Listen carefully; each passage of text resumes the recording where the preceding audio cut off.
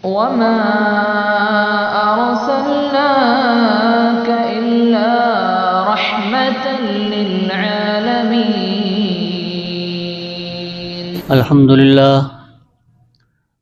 لله نحمده ونستعينه ونستغفره ونؤمن به ونتوكل عليه ونعوذ بالله من شرور أنفسنا ومن سيئات أعمالنا من يهده الله فلا مضل له ومن يضلله فلا هادي له ونشهد أن لا إله إلا الله وحده لا شريك له ونشهد أن سيدنا وسندنا ومولانا محمدا عبده ورسوله. أما بعد فأعوذ بالله من الشيطان الرجيم. بسم الله الرحمن الرحيم. أأنتم أشد خلقا أم السماء بناها رفع سمكها فسواها وأغطش ليلها وأخرج ضحاها والأرض بعد ذلك دحاها أخرج منها ماءها ومرعاها والجبال أرساها متاعا لكم ولأنعامكم. صدق الله العظيم وصدق رسوله النبي الكريم ونحن على ذلك لمن الشاهدين والشاكرين والحمد لله رب العالمين. اللہ تبارک و تعالی اس زمین کو اور آسمان کو یعنی پوری کائنات کو مضبوطی کے ساتھ چلا رہا ہے. ہمارا تو وجود ہی کوئی 6 فٹ کا ہے، تو ہمارا چلانا اس کے لیے کیا مشکل ہے؟ جو اتنی بڑی کائنات، زمین، آسمان، ان کو آسانی کے ساتھ پابند کر کے چلا رہا ہے، تو پھر ہمارے وجود کو سنبھالنا یا ہمارے وجود کو چلانا اس کے لیے کیا مشکل ہے؟ قرآن پاک میں خود اللہ تبارک و تعالیٰ فرماتے ہیں کہ انتم اشد خلقا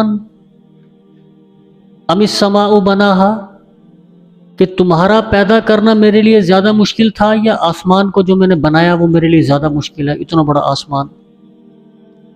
رفع سمكها فسواها واغطش ليلها واخرج ضحاها والارض بعد ذلك دحاها.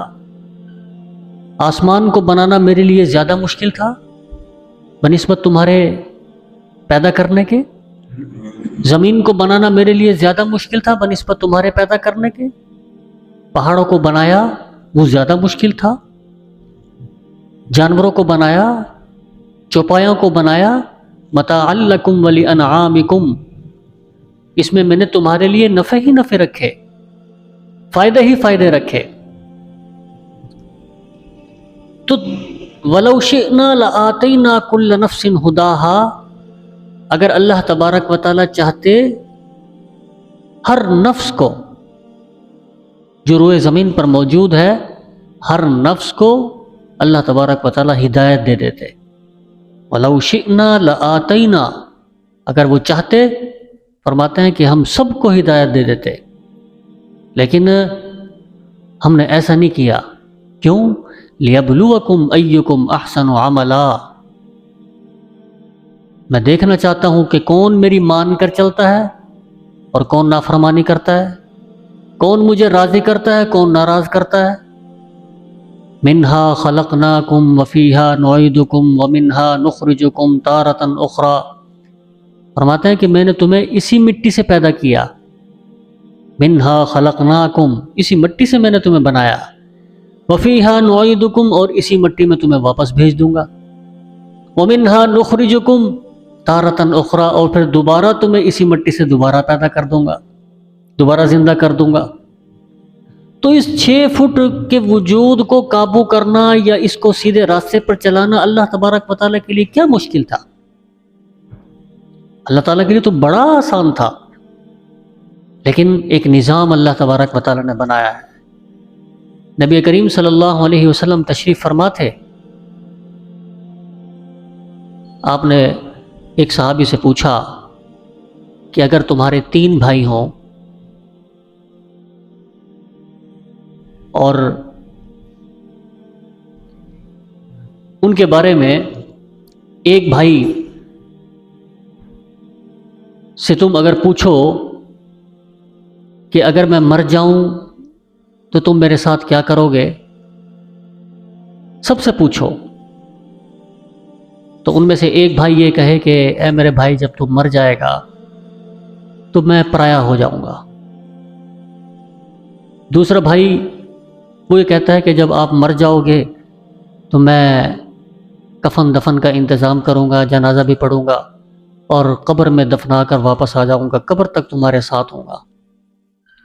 اور ایک بھائی ان میں سے یہ کہے کہ اے میرے بھائی، جب تم مر جاؤ گے سارا انتظام بھی کروں گا، کفن دفن کا انتظام بھی کروں گا، قبر تک بھی ساتھ جاؤں گا، اور قبر کے بعد بھی تمہارے ساتھ رہوں گا، قبر میں بھی تمہارے ساتھ ہوں گا۔ تو اللہ کے نبی نے صحابہ سے پوچھا کہ مجھے بتاؤ کہ ان تینوں میں سے کون سا بھائی اچھا ہے؟ صحابی نے جواب دیا کہ یا رسول اللہ، وہی بھائی اچھا ہے جو قبر تک میرے ساتھ ہوگا، قبر میں بھی میرے ساتھ ہوگا۔ یہ مثال دے کر اللہ کے نبی نے بتایا کہ اس بھائی سے تو وہ اچھا ہے جو قبر میں میرے ساتھ ہوگا۔ آپ نے فرمایا کہ وہ تین بھائی، پہلا بھائی ان میں سے وہ تیرا مال ہوگا، مال دولت، کہ جو مرنے کے بعد پرایا ہو جاتا ہے، اور وہ بھائی جو قبر تک ساتھ جائے گا، فرمایا کہ وہ تیرے عزیز و اقارب، رشتہ دار، بیوی بچے، ماں باپ، بہن بھائی، وہ تیرے رشتہ دار، دوست احباب ہوں گے، جو کفن دفن بھی کریں گے، جنازہ بھی پڑھیں گے اور قبر میں دفنا کر واپس آ جائیں گے۔ فرمایا کہ وہ تیرے عزیز اور اقارب اور رشتہ دار ہوں گے۔ اور تیسرا وہ بھائی جو قبر میں بھی تیرے ساتھ ہوگا، فرمایا کہ وہ تیرے نیک اعمال ہوں گے۔ وہ نیک اعمال جو دنیا کے اندر تو نے کیے، وہ آخری وقت تک قبر میں بھی تیرے ساتھ رہیں گے۔ اس وقت شدت کا وقت ہوگا، عذاب کا وقت ہوگا، تو وہ تیرے نیک اعمال تیرے اس عذاب کے آڑے آ جائیں گے۔ تو دنیا تو میرے بھائیوں بہت چھوٹی ہے اور بہت تھوڑی ہے اور فنا ہونے والی ہے۔ کل نفس ذائقۃ الموت، ہر ذی نفس نے، ذی روح نے موت کا ذائقہ چکھنا ہے۔ کہتے ہیں کہ قطر کا ایک جماعت گئی قطر میں، تو روڈ سے گزر رہے تھے تو ان کو ایک بڑا عالیشان محل نظر آیا۔ تو ساتھیوں نے پوچھا کہ یہ محل کس کا ہے؟ تو کہنے لگے کہ یہ قطر کے سب سے امیر کبیر تاجر کا ایک محل ہے۔ اور کہتے ہیں کہ جس تاجر نے یہ محل بنایا، صرف 5 سال یا 4 سال اس کے اندر اس کو رہنا نصیب ہوا، اس کے بعد وہ مر گیا۔ کہتے ہیں کہ وہ ہمیں اس قبرستان لے گئے جس قبرستان کے اندر اس تاجر کی قبر تھی، ہمیں وہ دکھائی کہ یہ دیکھو، یہ قطر کے سب سے امیر تاجر کی قبر ہے، جس کو اپنے محل میں صرف 4 سال 5 سال رہنا نصیب ہوا۔ کہتے ہیں کہ اس کے بالکل پہلو کے اندر ایک اور قبر تھی۔ پوچھا یہ کس کی ہے؟ تو کہنے لگے کہ یہ جو قطر کا سب سے غریب آدمی ہے، یہ اس کی قبر ہے۔ آج موت نے امیر اور غریب کا فرق وہ مٹا دیا۔ وہاں یہ نہیں پتہ لگے گا کہ یہ کسی امیر کی قبر ہے، یہ کسی غریب کی قبر ہے۔ تو موت تو پھر ایسے ہی کرتی ہے۔ موت یہ نہیں دیکھتی کہ یہ امیر ہے، یہ خوبصورت ہے، یہ صحت مند ہے، یا یہ غریب ہے، کمزور ہے، ضعیف ہے۔ موت کسی کو نہیں چھوڑتی۔ اللہ کے نبی اس دنیا سے رخصت ہو گئے، تو ہم تم تو کیا چیز ہیں؟ تو موت یہ آنی ہے، ہر حال میں آنی ہے، لیکن ہمارے جو اعمال ہیں وہ ہمارے ساتھ جائیں گے۔ ہمارا عمل برا ہے یا اچھا ہے، وہ ہمارے ساتھ جائے گا۔ ہم اپنی اولاد کو اسلام کے رخ پر رکھیں، ادھر سے اسلام سے ادھر ادھر نہ ہونے دیں۔ راستہ ان کے لیے ہم متعین کریں کہ یہ بیٹا یہ راستہ ہے، آپ نے اسی راستے پر چلنا ہے، بھلے سے جتنی بھی تکلیفیں، پریشانیاں، مصیبتیں آئیں، لیکن اس سے ادھر ادھر نہیں ہونا۔ ٹھیک ہے بھٹک جاتے ہیں، لیکن کم از کم ہماری تربیت اس معیار کی ہو کہ بھٹکنے کے بعد بھی ہمیں کم از کم وہ راستہ تو نظر آ جائے نا کہ یہ راستہ یہی سیدھا ہے۔ کمی بیشی تو ہر انسان کے اندر ہے، کمیاں کوتاہیاں ہر بشر کے اندر موجود ہیں، لیکن کم سے کم ہم اپنا رخ تو متعین کریں نا، راستہ تو رکھیں کہ ہم نے اس راستے پر چلنا ہے، اس راستے سے بھٹکنا نہیں ہے۔ بڑے بڑے آئے اس دنیا سے رخصت ہو گئے، چلے گئے۔ چنگیز خان دنیا کا سب سے بڑا فاتح، سب سے بڑا فاتح، 70 سال جب اس کو ہو گئے نا، لڑائیاں لڑتے لڑتے لڑتے لڑتے تھک گیا، دنیا فتح کر لی۔ اب اس کو خیال آیا کہ اب آرام سے بیٹھ کر میں حکومت کروں گا، لیکن عمر تو اب گزر رہی تھی نا، 70 سال تو لڑائیوں میں ہو گئے۔ تو خیال آیا کہ اب بیٹھ کر آرام سے تخت کا، کرسی کا مزہ لوں، لیکن صحت ساتھ نہیں دے رہی تھی، مزہ نہیں آ رہا تھا۔ تو دنیا کے تمام طبیبوں کو، ڈاکٹروں کو بلایا کہ مجھے کوئی ایسی دوا دو کہ جس سے میری عمر بڑھ جائے، اب میں حکومت کرنا چاہتا ہوں۔ تو تمام طبیبوں نے آپس میں مشورہ کیا، اور مشورے کے بعد کہا کہ بادشاہ سلامت، جان کی اگر امان مل جائے تو ہم کچھ عرض کریں، بتاؤ۔ کہا کہ بادشاہ سلامت، دنیا کے اندر ایسی کوئی دوا آج تک ایجاد نہیں ہوئی کہ جو کسی کی عمر کو بڑھا دے۔ ہاں، اسباب ایسے ہیں کہ کچھ اسباب اختیار کر لیے جائیں کہ جو آپ کی باقی عمر بچی ہے وہ کم از کم صحت کے ساتھ گزر جائے، باقی دنیا میں ایسی کوئی دوا نہیں بنی۔ تو بڑے بڑے آئے اس دنیا سے چلے گئے، ختم ہو گئے۔ سکندر یونانی، سکندر اعظم جسے کہتے تھے، تیمور لنگ جیسا، محمود غزنوی جیسے، یہ دنیا کے 4 بڑے فاتح تھے۔ پہلے نمبر پر چنگیز خان، دوسرے نمبر پر محمود غزنوی، تیسرے نمبر پر تیمور لنگ جسے لنگڑا تیمور کہتے تھے۔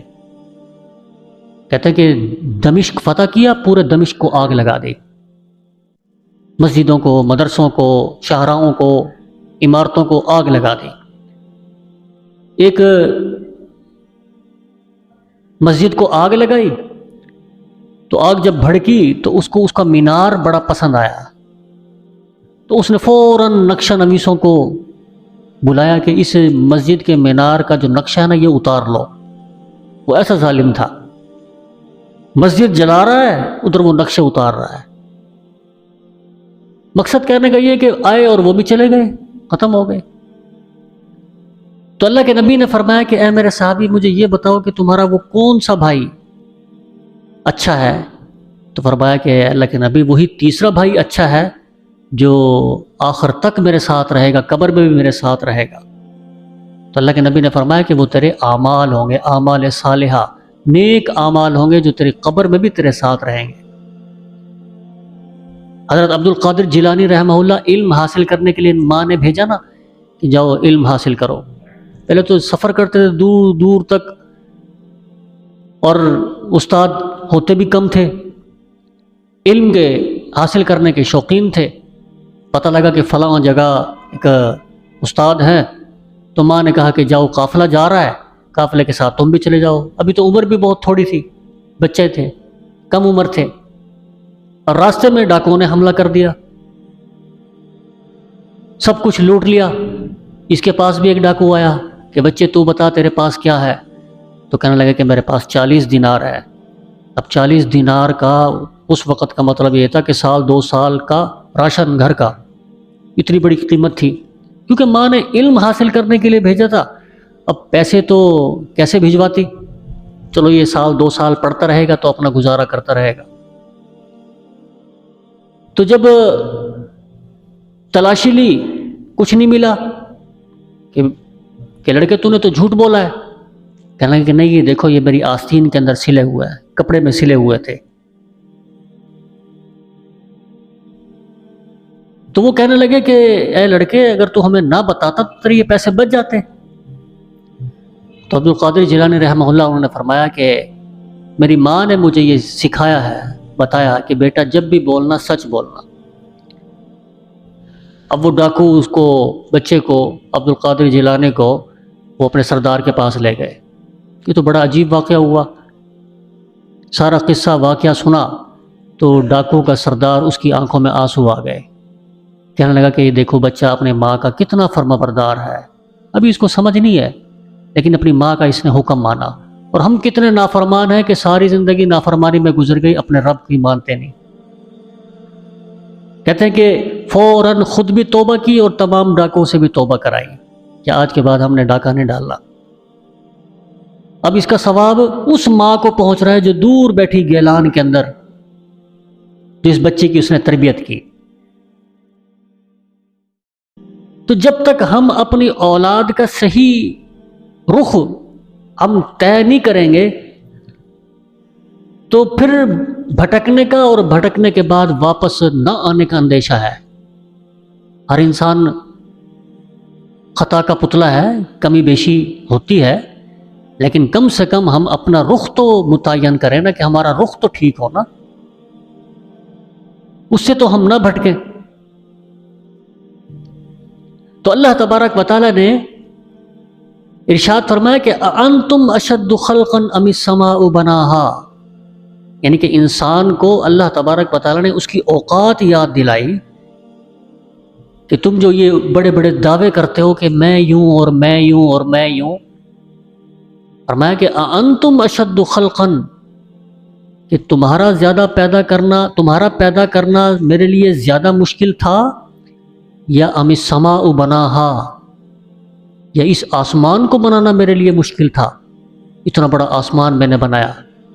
رفع سمکہا فسواہا وأغطش لیلہا وأخرج ضحاہا، زمین کو پیدا کرنا بنانا میرے لیے زیادہ مشکل تھا، یا تمہارا یہ 6 فٹ کا جو تم لاشا لے رہے ہو یہ میرے لیے زیادہ مشکل ہے؟ اس پوری کائنات کو بنانا میرے لیے زیادہ مشکل تھا، یا تمہارا بنانا مشکل تھا؟ تم تو ہوئی بہت چھوٹے۔ اوقات یاد دلائی، منہا خلقناکم، کہ ہم نے تمہیں اسی مٹی سے پیدا کیا، وفیہا نعیدکم، اور ہم تمہیں اسی مٹی میں دوبارہ بھیج دیں گے، ومنہا نخرجکم تارۃ اخری، اور پھر اسی مٹی سے ہم تمہیں دوبارہ زندہ کریں گے۔ یہ ہے انسان کی اوقات، اور ہم پتہ نہیں کیا کیا سوچے بیٹھے ہیں۔ کسی کے پاس ذرا تھوڑا سا قوت اور طاقت آ جائے تو وہ تو شاید انسانوں کو کیڑوں مکوڑوں سے بھی زیادہ اہمیت وہ نہ دے۔